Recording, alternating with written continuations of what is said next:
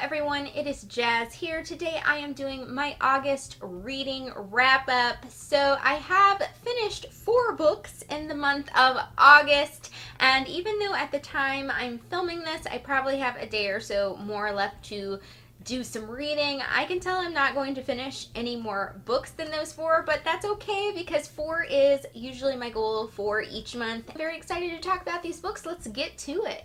The first book that I completed in the month of August was Otherland, River of Blue Fire by Tad Williams. This is the second book in the Otherland series.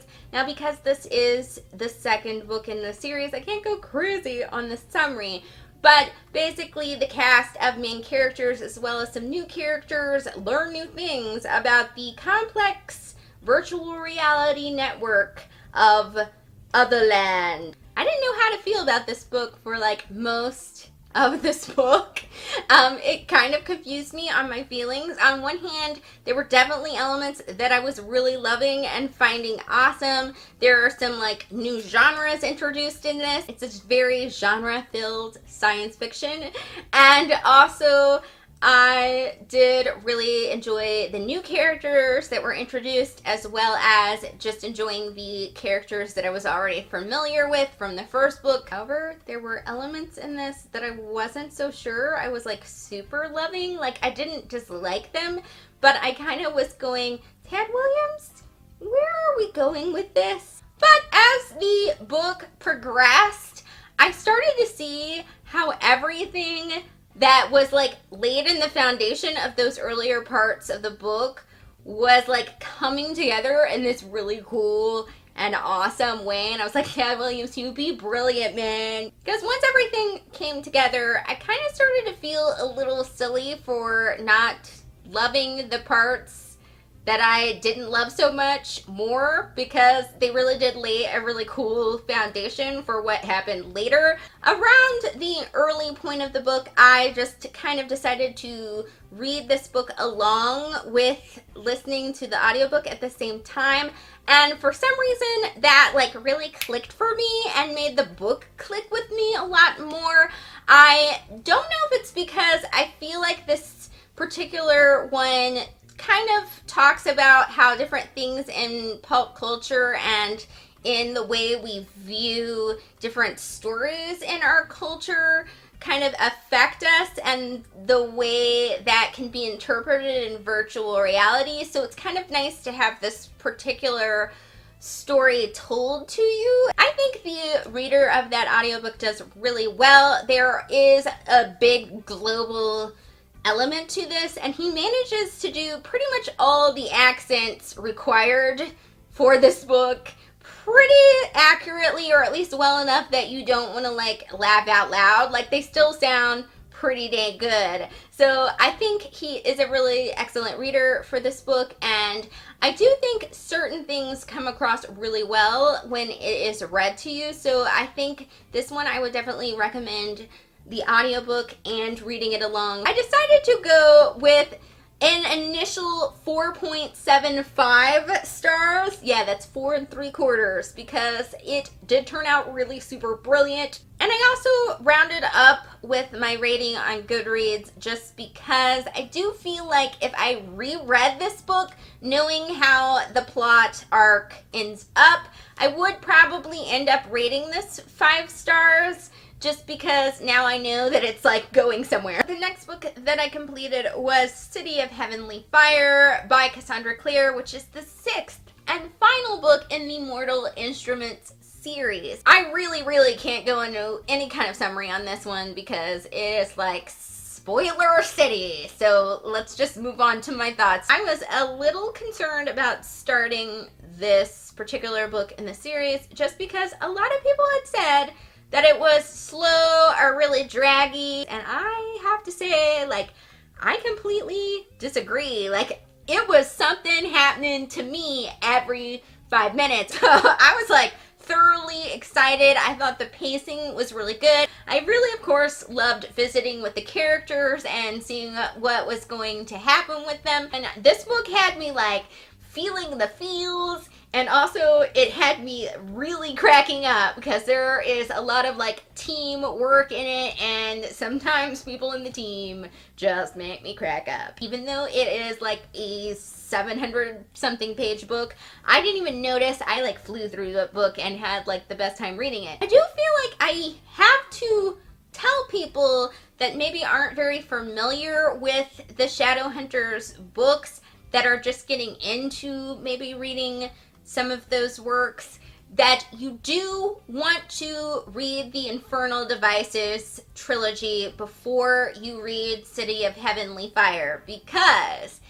some parts of City of Heavenly Fire are going to make zero sense to you unless you've read the Infernal Devices. Another element of City of Heavenly Fire is that it is setting up some of the characters that are going to be involved in the Dark Artifices series, that is the spin-off series after Mortal Instruments, which I, of course, have not started yet, so I can't tell you my views on that, but I can tell you that there is some setup for that with those characters and introducing those characters. I think that's probably where people were talking about maybe the slower points of the book, but I didn't consider them slow because I really enjoyed those new characters, and I did think it was like a really nice addition to this story, and also I knew that it was like gonna come into play later, so I think knowing that made me view the story a little bit differently. So in summary, I really did seriously enjoy reading City of Heavenly Fire, and I decided to give it 5 stars because I had so much fun reading it. I would say probably over the whole Mortal Instruments series, I liked book 2, 4, and 6 the best out of the whole series, even though I gave most of them 5 stars except for the 5th book. And I guess I would say that my overall rating would be 4.5 stars, which is what I end up giving most of the series that I read, because that's just how I work. But every book I gave 5 stars except for the 5th book. So I think that kind of ends up being 4.5 stars in my opinion. Then I finished one of the books that was on my reading list for the year, woohoo, and it was The Book Thief by Markus Zusak. This book takes place in World War II era in Nazi Germany, and it centers around a girl named Liesel, who is a foster child living outside of Munich. And basically it's a story about how World War II and living in Nazi Germany affects her and the people around her, and also sort of her attraction to books and book thievery. Yet again, weird summaries by Jazz. So I read this book and I was like, I get it. I get why everybody says that it's flippin' amazing, because it's flippin' amazing. So one thing that I was really impressed with was, first of all, just the style of the book. It has such a really beautiful writing style. I also thought it was really fun and interesting that the book is narrated by Death, and how like a character that is a narrator that is not really human views the subject matter is really interesting, as well as how he views the characters in this. And I think the author did a really good job of kind of showing Death isn't human. Don't forget that he's not human, but because he's not human, he can view humanity in a very interesting way. I also really enjoy books that are about sort of sad subject matter that manage not to be really, really depressing while reading them. The book doesn't take away from the fact that these people's lives are hard, that the whole experience is not a good situation and all those things, but you never feel like, oh, I don't want to go read this book because I'm going to be like really depressed and it's going to be a drag. Like, the book never makes you feel like that. It actually like really engages you and makes you want to read more and more and find out what happens. I think the book kind of finds the humor in the sadness, what with her being like a book thief and some of the things that she does to engage in book thievery. It kind of lightens the moment, and also some of the friends she has and the other characters that she's, you know, interacting with, that Liesel interacts with, kind of brings in a little light moment in the dark moments, and I think that is a really delicate balance, and the author manages to, you know, get that delicate balance. This was another super, super long book that was so easy for me to breeze through and just keep reading, and I wanted to know what would happen. I couldn't put it down, and it was just so very good. So it's like 5 stars plus. Like, can I have that 6th or 7th star? The last book that I finished in August was Vicious by B.E. Schwab. This book centers around 2 characters named Victor and Eli. When Victor and Eli were in college, they became sort of intrigued by the idea of EOs, which stands for extraordinary, and it is basically people with superpowers. And they wanted to figure out how to make that happen. So they did some interesting experiments and did figure out how to make that work. But in the process of figuring that out, it had a really bad after effect of kind of dropping some bodies. Eli and Victor became supervillains to a certain extent, and they also got a pretty big vendetta against each other. And this book basically ends up being a countdown to when these 2 characters will meet and what will happen when they meet and exercise their super villainy on each other. Summaries, I swear, get weirder and weirder here. So I have heard a lot about this book on BookTube, and so when I saw it at the library, I thought, I'm going to check that out and see what I think of it for myself. And I did end up very much enjoying this book. I think that it has so many cool kind of elements in it. I really liked the writing style. I also really liked the structure of the book. It does jump through time, so there's elements in the past and then elements in the present and how it jumps through time, and it also changes perspective to different characters in the book, which is really cool. But what is kind of great about that element of it is that it always really is well planned out and never gets confusing.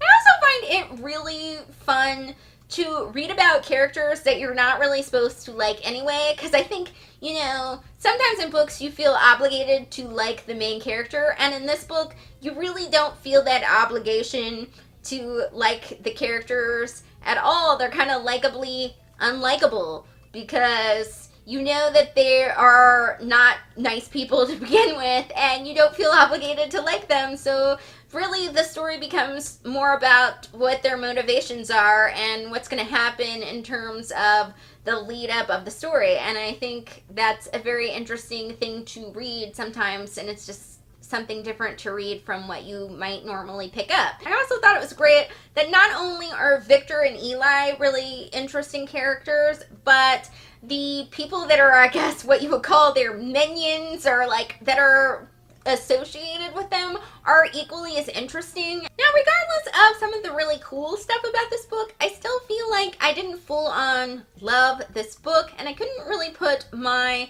finger on what the thing was, because there is a lot of good stuff about it. But I do feel like maybe it had to do with, I wanted more definition on the way the police force connects to knowing about the EO characters, or the extraordinary kind of people, and how that really works. And I felt like that could be maybe more elaborated on. Maybe I missed something. I don't know. Let me know in the comments. So I think I just wanted a little bit more definition in terms of just that particular element in the world building, because I do feel like the science was really pretty well researched. So it kind of balanced out. And also I do kind of feel like I wanted a little bit more of what was going on in the backstory on some of the characters. There is definitely enough there that you can infer what maybe happened before this book to some of these characters, but I kind of just wanted to see it. I don't know. Those things didn't ruin my experience of the book, so I still ended up really enjoying it, and I would definitely recommend it, especially if you like books with morally ambiguous characters, or you want to read a book that's kind of in the vein of comic books but isn't necessarily a comic book. This one is one to check out for sure, and I decided to give this one 4 stars. My TBR for September ended up kind of insane, but I am still gonna go with the insanity and just call it the ambitious TBR for September. First few are just must finishes. One of them is Night Film. So this is a library checkout. It's going on where I need to renew this book and I have barely started it and I need to finish it so I can return it to the library. As I stated in my previous video, I do plan to pick a week in September to just binge read these final 3 books in the Anne of Green Gables series so that I know that I finished the series. So those are definitely the must-read books of September, but I do have one that I kind of hope to finish by the end of the month and one that I hopefully can start. The one that I do think that I will probably get done in September is The Graveyard Book by Neil Gaiman. Started this in audiobook not long ago, so I've already kind of begun it, and it is a very short book, so I'm thinking I can maybe just get that one done. And the tentative book is Otherland Mountain of Black Glass, which is the 3rd book in the series. Really don't want to lose my momentum on the series, and also I think I might read this one a little faster because it is a little bit shorter, if you could call 600 pages a little bit shorter. So I don't know that I will be able to finish this one, but I think I could at least start progressing through it at some point during September. It probably won't be till the end, but we'll see. That was my August reading wrap up as well as my TBR for September, and let me know in the comments what some of the books you plan to read in September are, or what your favorite book you read in August was, because I always want to know that cool, awesome stuff. So let me know that stuff in the comments, and otherwise, that is it for today. Thank you for watching. Bye!